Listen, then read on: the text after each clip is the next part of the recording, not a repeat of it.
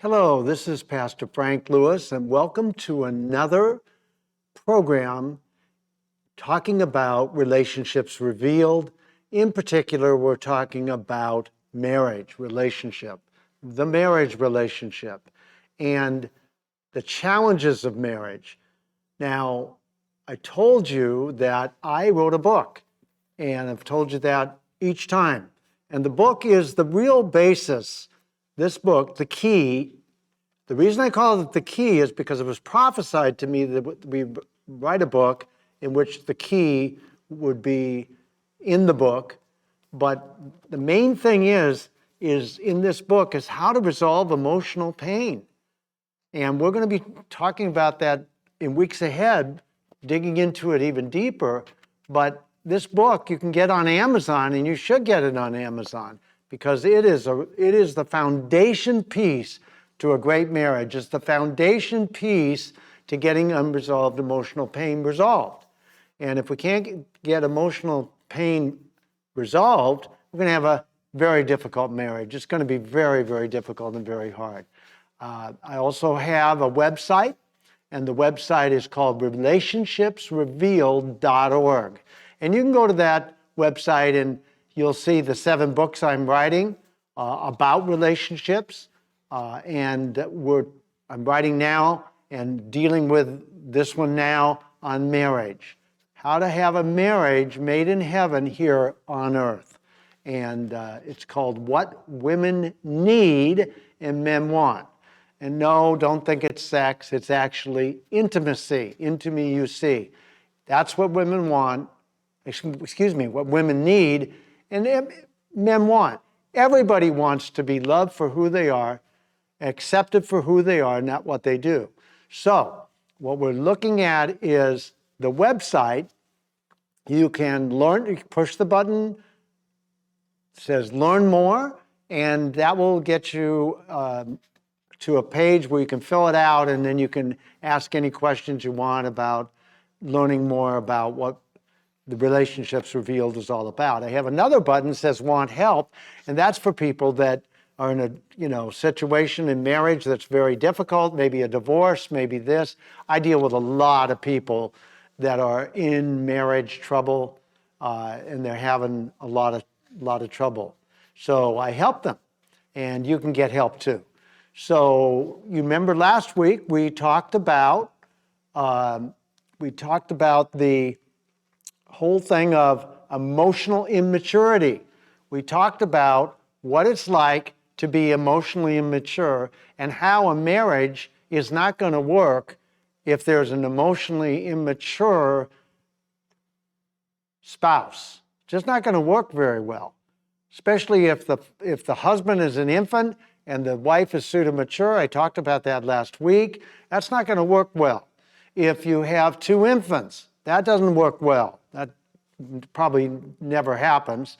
But the key to it is you got to have those requirements and needs met at infant level, child level, so you can get to the adult level. And we talked about the adult level as being the best level to be at in a marriage.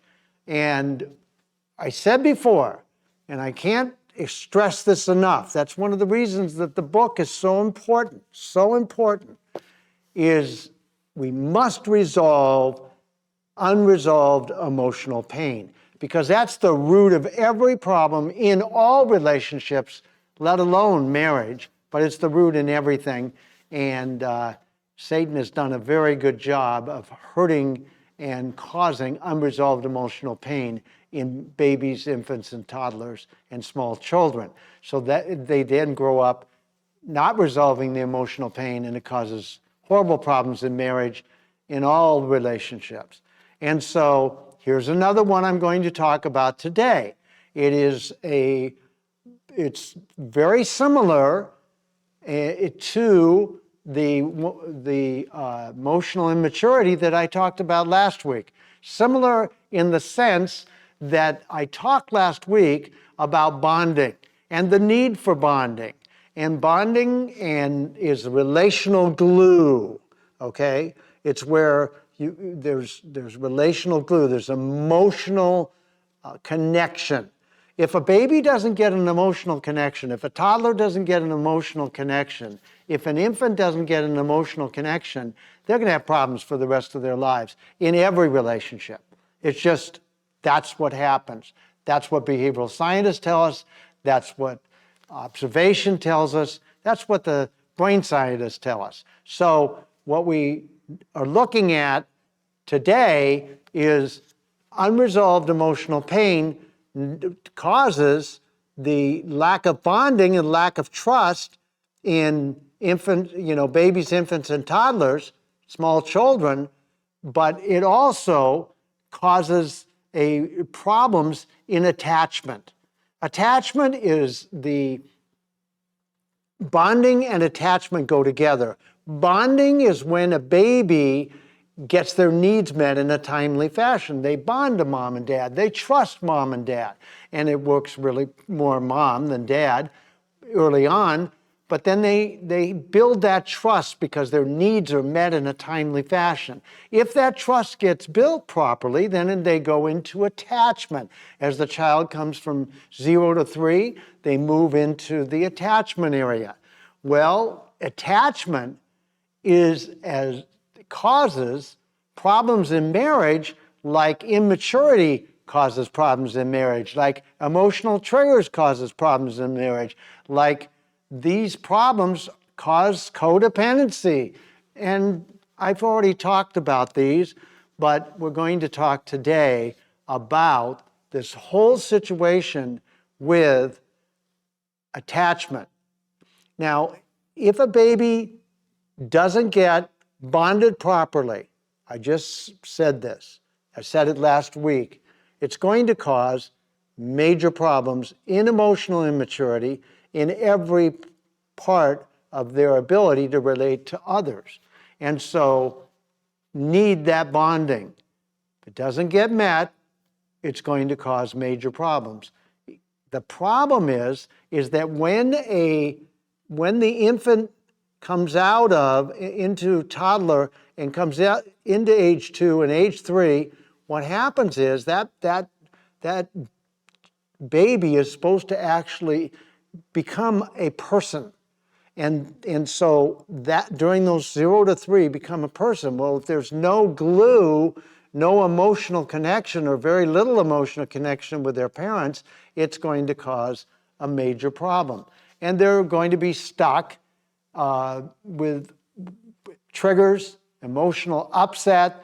They're going to be stuck with different aspects of lack of trust in parents, and it's going to affect their ability to be able to have a good self-image. It's going to affect their ability to be able to have a core identity. It's going to affect their ability, as I said last week, to set good boundaries. I mean, this whole problem with lack of attachment because there wasn't trust built up by the bonding is a real problem. And it is, everybody, I believe, has attachment issues. And when you have attachment issues, what it's called is attachment styles. In other words, there's different results that come from the way that we're not attached to, the way we are attached to, and there's a third one that the child is actually afraid of their parents. And so there's been extensive research over, scores of years on attachment and attachment theory. And so we're going to dig into that now because we want to know, how does the fact that we got attached in the way that we did affect our marriage? How does it affect all of our relationships? And so we're going to look at 3 today. We're not going to look at the secure attachment because that would be the 4th, because I don't believe, it's my personal opinion, that not many people get securely attached because the devil makes sure that they don't. The devil walks around like a roaring lion seeking whom he may devour. That's what we know from the Bible.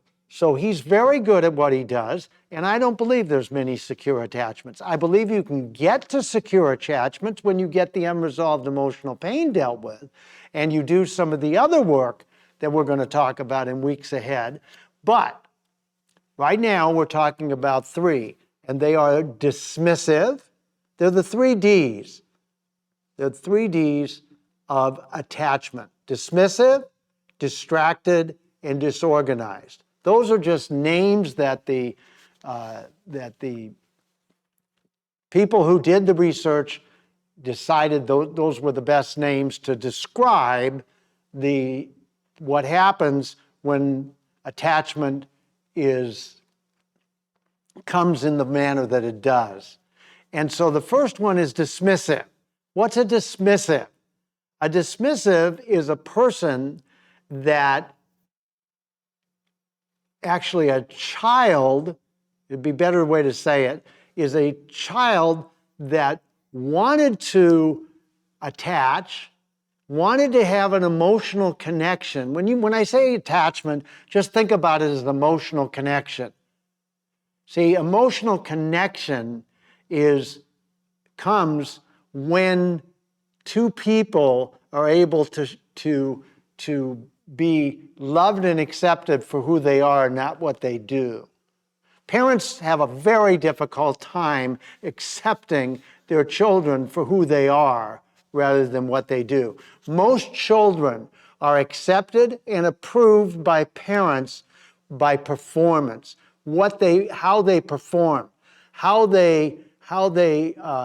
their achievements. They're accepted and approved for their achievements. Well, that's not really a very strong foundation on which to build an identity. So most children don't have a good identity. They don't have a good self-image. They don't have good core values of who they are, how they operate in the world in which they operate. And so that's the problem. Parents need to love their children unconditionally. Well, that's very, very hard when you have had no training, when you have unresolved emotional pain, when you trigger as a parent. So in this case, the parent actually has a problem attaching to their child. It looks like this. Johnny, let's use Johnny. Johnny wants to attach, or he wants to have an emotional connection with mom or dad or both. And so he, goes close to them or does something to get their attention, and they don't give it to him. They're too involved reading the paper. They're not reading the paper, let's say more today, looking at a computer. They're too involved with their life to be involved in attaching or emotionally connecting with Johnny. And so Johnny gets rejected. And then Johnny tries it again. He gets rejected again. He tries it again. He gets rejected again. Over and over and over again. A rejection is very painful. For parents not to pay attention or to emotionally connect with their children is extremely painful to the child. And so Johnny decides, after doing this and getting rejected over and over and over again, I'm not doing this anymore. It's too painful. I'm not going to do this. So Johnny shuts down. Johnny just shuts down, and that's the end of his attachment. He doesn't continue to attach. He grows up and becomes an adult, and he is shut down. He is a person that he becomes an adult person that is not a people person. He doesn't know how to deal with people because he never got emotionally connected to. So he doesn't know how to deal with people. He doesn't know how to, he's introverted, he's shy, the words that people use, introverted, shy. No, he's just shut down because he gave up. He gave up trying to attach to mom and dad. He gave up. And when he gave up, he basically went inward, and so his world works best when people aren't in it. his world works best, Johnny's world works best when he's dealing with numbers, or he's dealing with something that has now people involved in it.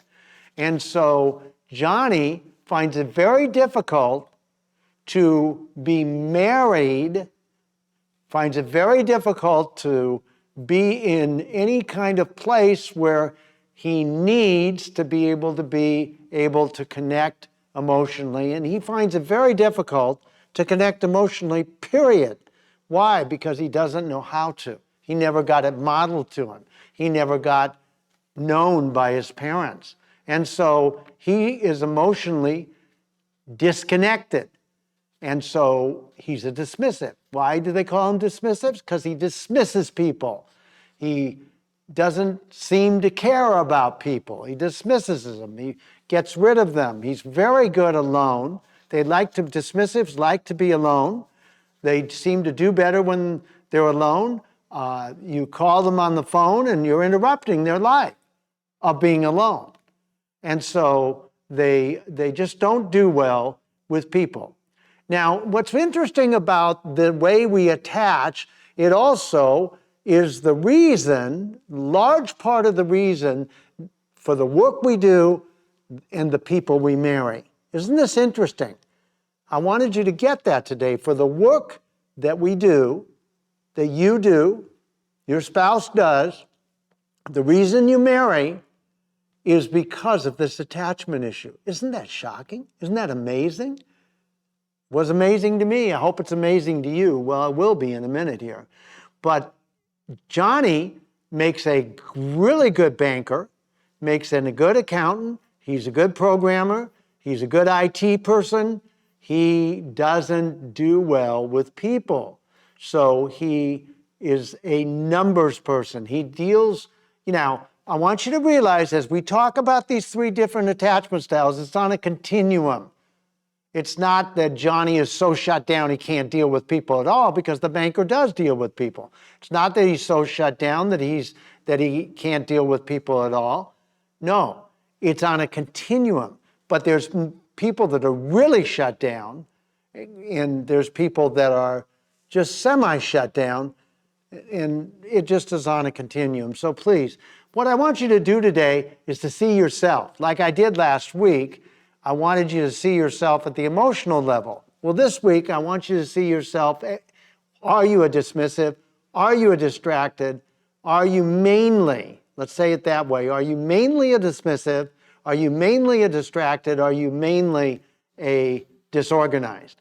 And so they may, in the religious world, they are evangelists. They preach, they leave, they don't have to deal with any people. So that's what happens when a person doesn't get attached to. Second one is distracted. Now, what's a distracted?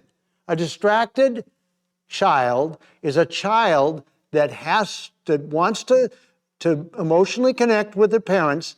Their parents sometimes can emotionally connect with them, and other times they don't.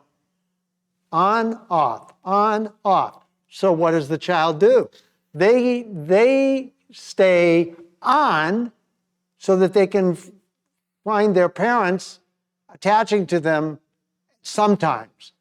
It's sporadic. It's not intentional that parents connect with them. It's sporadic. So they're on all the time. And so we call them distracted. Why? Because they can't focus very well. What they do is they are constantly talking about themselves, constantly trying to make attachments and connect with people. They are talkers. They take up all the room all the air in the room. They are the life of the party. Those are kind of the descriptions of a distracted, because they talk all the time. They talk about themselves. They're hoping that by talking and having their desire to connect, that somebody will connect with them if they talk enough. And so I've been on the phone with some of these people, and I hold the phone and I'm listening, but I'm doing other things. Why? Because they're just going to go on and on and on. It's really hard to listen to a distracted. Now, distracteds are the kind of people that they love people. They get energy from people. They get excited about being in a room full of people because somebody's going to connect with me. So they make very good nurses. They are the helper people in our world. They make very good nurses. They make very good teachers. They make very good salespeople, people, customer service. They are involved with people. They get energy from people. In the church world, they're pastors. They're pastors that put their arm around you and help you. They're the helper people in our world, the people that take care of other people. And so what usually happens, it's very interesting, because you probably have heard this, that that opposites attract, right? You've heard that. Opposites attract. In marriage, opposites attract. That means that a dismissive will be attracted to a distracted because the dismissive can't do well with people and the distracted does. So that's his reason. Her reason is he's more organized, he's more down to earth, he's more settled, he's more, focused than she is. She's distracted. And vice versa. It goes men and women and men.